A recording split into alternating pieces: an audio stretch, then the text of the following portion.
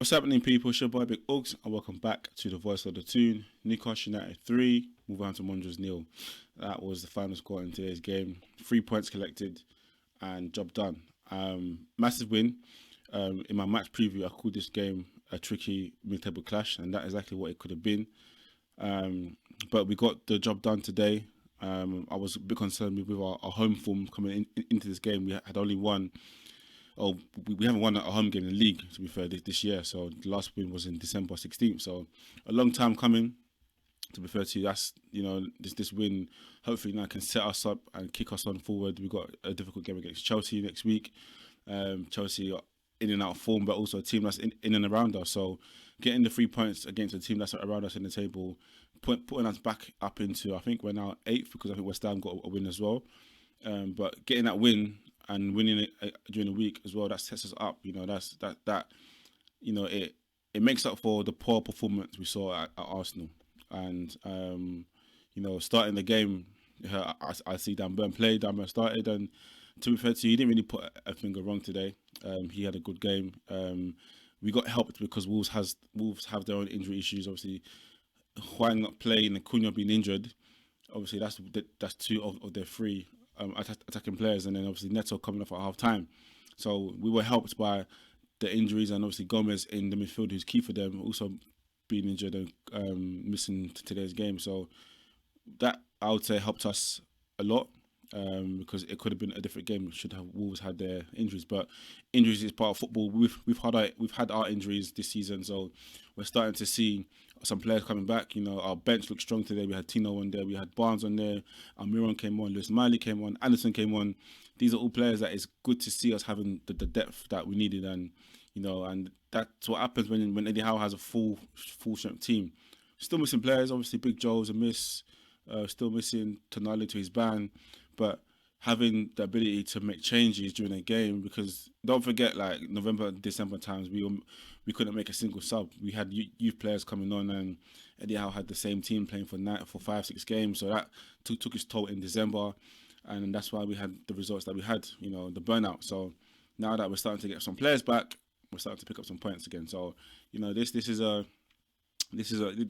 good response from what we saw in the last league game against Arsenal last Saturday. This is what I wanted to see.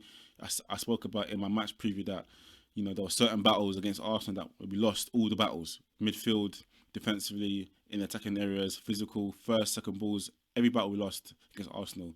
Today, I wanted to see us playing how we normally play. Playing on the front foot. Pressing high. I wasn't quite sure how we were going to set up defensively with Wolves' pace, but we sort of closed the gap, closed the space. We pressed high from the back and didn't let the attackers turn on the ball. And we started off pretty quick. And Kiliman Isak scoring the first goal, his 15th goal of the season.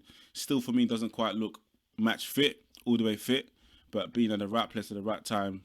A striker's goal, getting that 1-0 lead, and it's always nice to score early at home, because the crowd relaxes.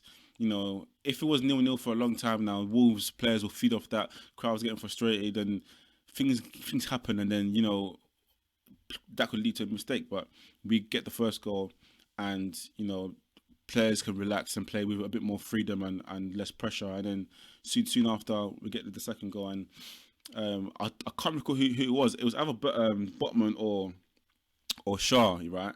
Played a ball through the line into Willock. Willock, for me, had a great game. Willock, for me, was the difference today in midfield. His energy was important, man. It shows, how much we missed him. But one of the centre-backs played a lovely ball through the lines and into Willock.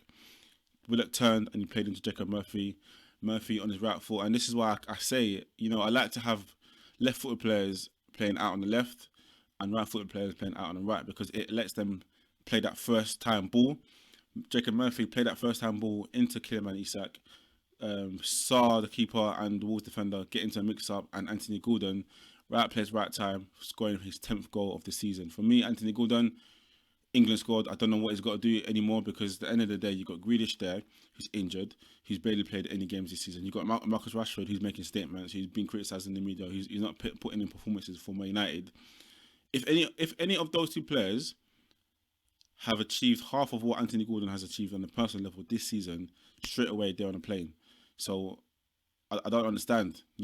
For me, based on this season, obviously ability, right? Ability wise, Rashford has obviously tons of ability, but you can't just pick players based on ability. You've got to look at the full picture, the recent form and on their day.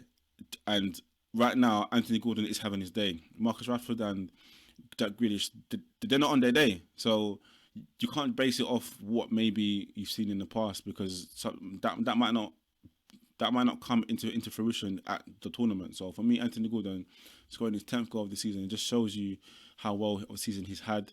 Again, for us in the first half, he was magnificent, man. The energy he's showing every game for us, playing up, moving out from the left, going up top. In the second half, the energy he shows, the passion he shows every single game, the fight for me is just second to none, man. And he's deserving what he's getting now. He's learning his role under Eddie Howe really well, and he's finding himself in the right place at the right time. We flood the box with players, and if there's a ricochet or if there's a deflection, there's always someone there. So 2 goals, both our goals in the first half, sort of similar goals from Wolves' mistakes or deflection, and we had someone there in the right place at the right time. And 2-0 going into half time, excellent. That's what I wanted to see. Now it's about, can we manage the game? And I feel like that's probably where we need to work on, because it's not every time we need to attack, or counter attack. Sometimes we can just play football, keep energy, and reserve our energy and see the game out and make it an Olay sort of game where we're just playing football. We're not running, and we're not losing the ball, and we don't have to run back. So I felt like in the second half, Wolves grew into the game a little bit. But they didn't really offer much of a threat because of, obviously, Neto came off. I think he got stood on by Dan Burn, I think. So obviously when Neto came off, I said, you know what, this game's in the bag, because they didn't really have any other threats in the attacking areas for me to be concerned about. But so when it came off, I thought, you know what, this game's in the bag. Let's try to see it out. But we kept rushing and we kept forcing and we kept trying to get that third goal. And probably that's the naivety within the squad and within the management that I say we need to change and we need to improve on. We can learn to see games out, but Wolves grew in the game. We looked a bit leggy, but then Eddie Howe made the changes. Before the changes, I said, watch him take Isak, watch him take off Willock and either Gordon or Murphy, and he kept Gordon on, took off Murphy, and that for me got us back on the front foot again. He brought on Miley, he brought on Almiron and Harvey Barnes. Good players to bring on, and also Tino as well. Tino came off for Trippier, who came off injured. That for me is the only negative for the game. Hopefully he's not too serious. But when those 3 players came on, Miley, Almiron and Gordon, when they came on, that's when we started to grab the game again. And the Wolves couldn't deal with our energy, and Livramento went on a dart and run towards the end of the game, and he made it 3-0, and he's got his first goal for Newcastle. So I know the season. So happy days. I'm happy all round. All round is a great performance. But from the boys, Bruno again in the second half stepped up. He was the one trying to rally the crowd when Wolves were pressuring us. He was the one putting in tackles and showing that emotion and trying to bring in the crowd. And for me, him and Anthony Gordon and Joe Willock, all 3 of them men of the match, player of the match, because they all played their role today. But overall, for me, this is what I want to see week in, week out now. We've got a good squad now in terms of players back fit. It's good to see Anderson make his first league appearance in ages. And Harvey Barnes come on, and obviously, this is what happens when we get the squad depth. So, the battle for Europe is hotting up. Obviously, West Ham winning today, we're in 8th. But if top 5 in Champions League, top 6 and 7 maybe fall to Europa League. So we'll see, man. So it's not over yet.